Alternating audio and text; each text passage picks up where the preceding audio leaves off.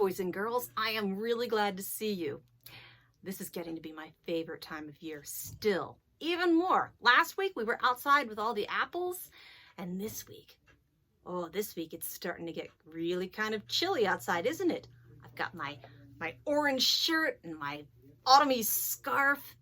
And you know what else this week is? My birthday. You don't have to have cake for me, but I promise that I won't complain if you do. Anyway, we've got some stories today that one of them has pumpkins in it, but they're both about not being greedy. I hope that none of you watching are greedy boys and girls. I know sometimes we can all feel like we need a little more than probably is a good idea, but, well, we've got some stories that'll tell us why maybe that's not a good idea and why it's better to share and be generous. Should we get started? Clap your hands if you love stories. Clap your hands, I know you do. I'm so glad that we could be together. Glad to share a story time with you. Okay, first we have a story about candy. Do you like candy? Have your parents been buying candy for Halloween yet? Have you been getting into that candy? Well, in this story, there was a little boy who lived with his grandmother, and this little boy was greedy.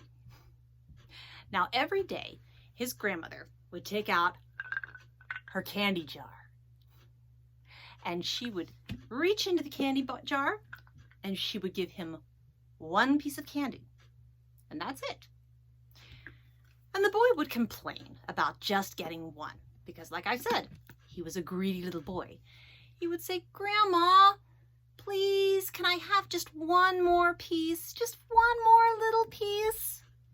And the grandma would always say, "No, I'm afraid that you can only have one piece a day. And I'm going to put this away and you can have one more piece tomorrow." Well, after she would do that, she would put the candy jar up on a very high shelf so the little boy couldn't reach it. But one day, the grandma happened to go out to run some errands. That little boy looked at that jar up high, and he couldn't stop thinking about that jar of candy up high, and he knew he was not supposed to get into that candy. But he just couldn't help himself. So he put some boxes and things, piled them up until he was able to get the jar and pull it down. And then he screwed and got the lid off. All the candy was his for the taking.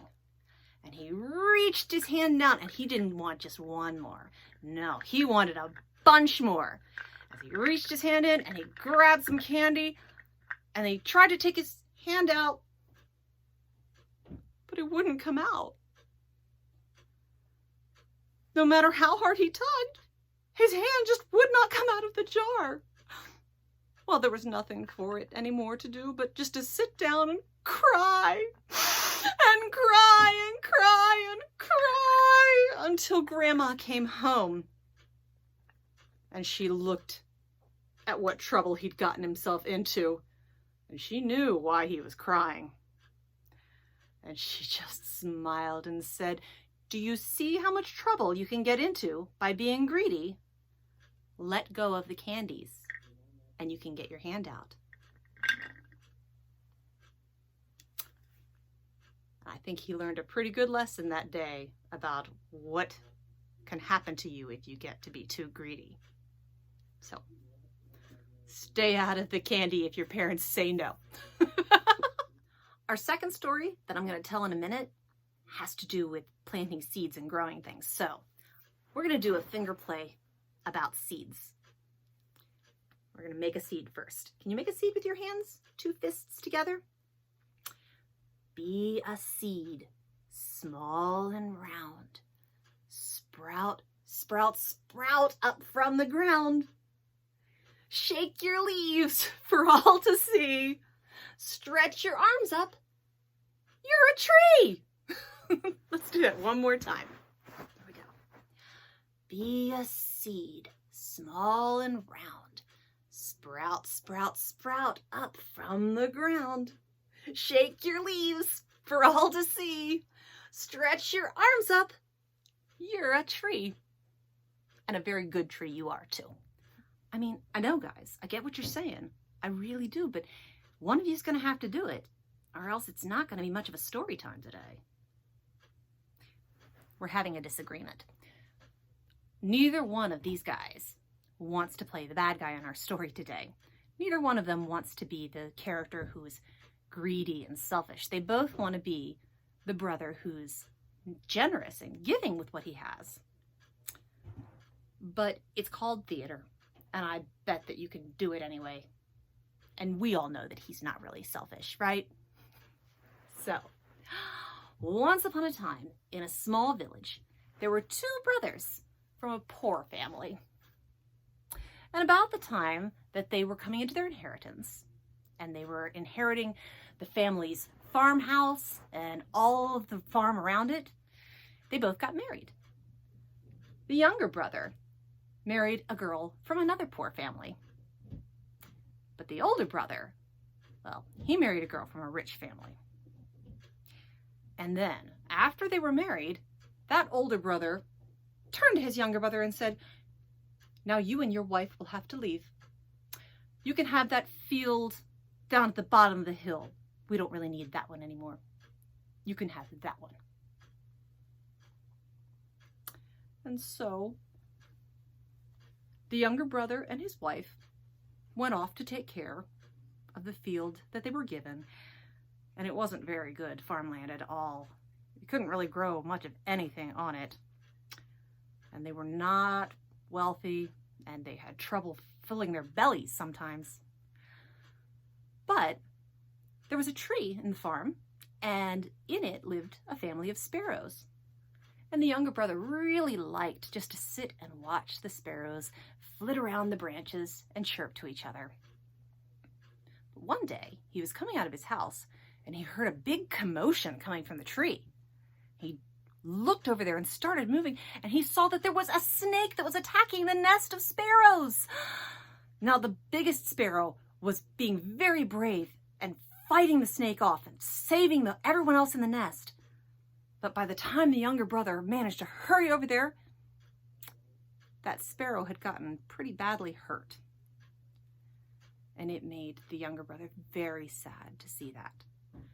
He felt very sorry for the sparrow, so he picked it up and took it with him back to his house, where he bandaged the sparrow's wounds, gave it some medicine, and in just a couple of days, that sparrow was all better and was able to fly away happily.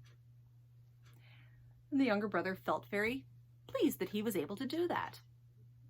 Now, a few days later, the younger brother and his wife were having a hard talk.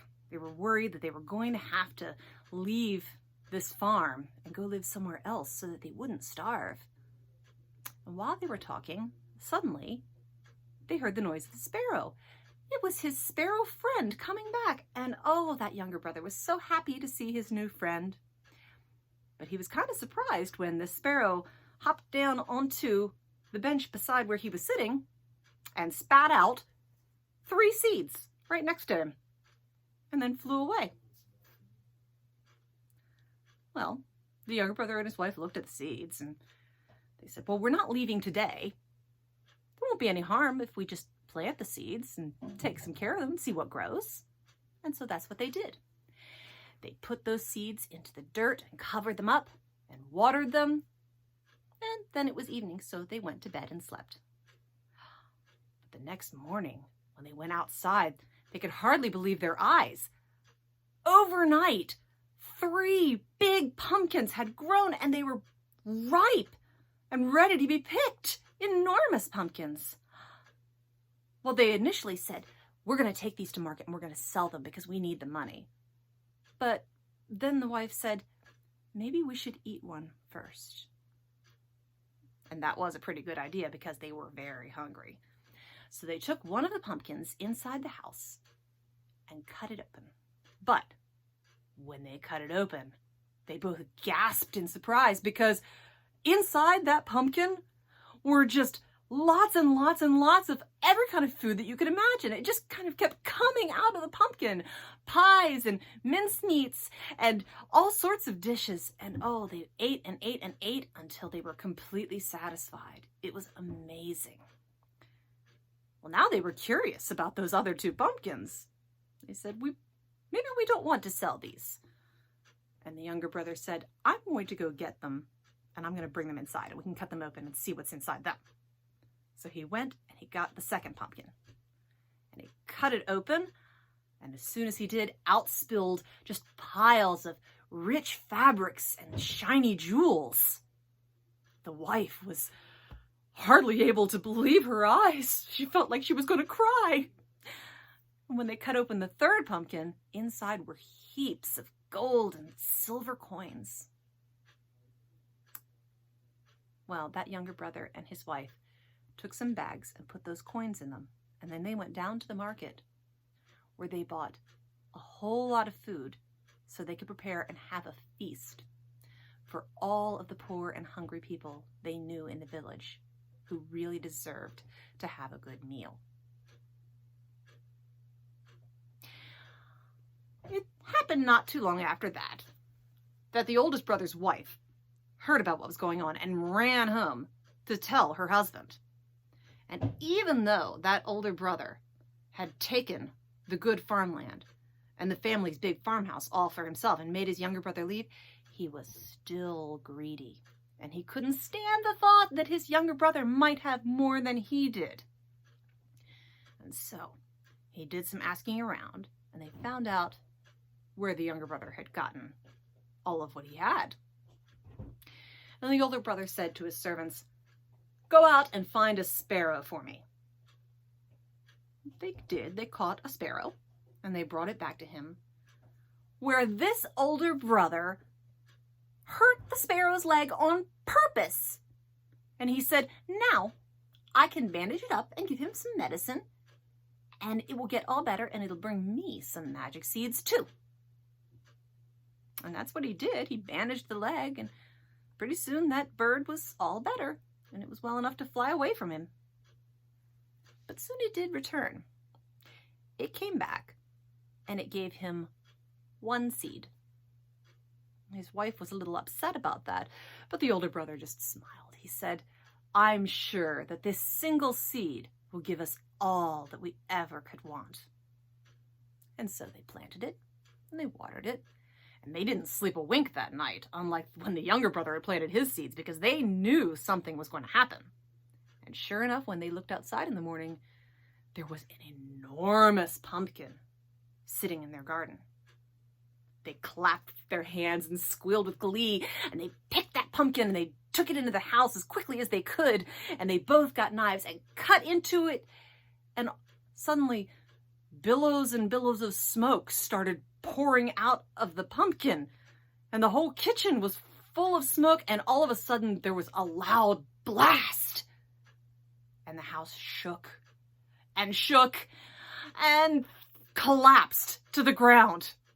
And there was nothing left. The older brother, he lost everything because of his greed. I'm not done with pumpkins yet. I hope you're not either. Do you like my pumpkins here? How many do I have? Can you help me count? 1, 2, 3, 4, 5. 5 orange pumpkins. Now these ones belong to Farmer Brown. So we're going to sing a song about them, okay? Help me keep track of the pumpkins. Farmer Brown has 5 orange pumpkins sitting by a tree. Farmer Brown has 5 orange pumpkins sitting by a tree. So he grabbed one pumpkin and he carved it happily.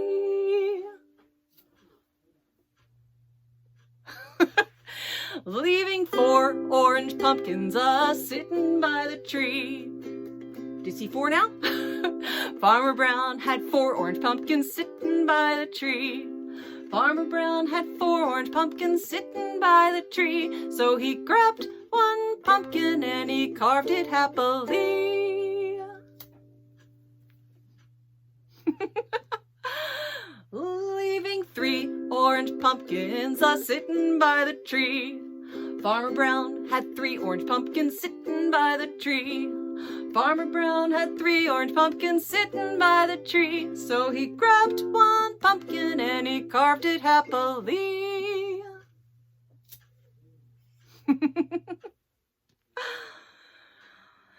Leaving, how many? 2 orange pumpkins a-sittin' by the tree. 2 orange pumpkins a-sittin' by the tree. Farmer Brown had 2 orange pumpkins sittin' by the tree. So he grabbed 1 pumpkin and he carved it happily.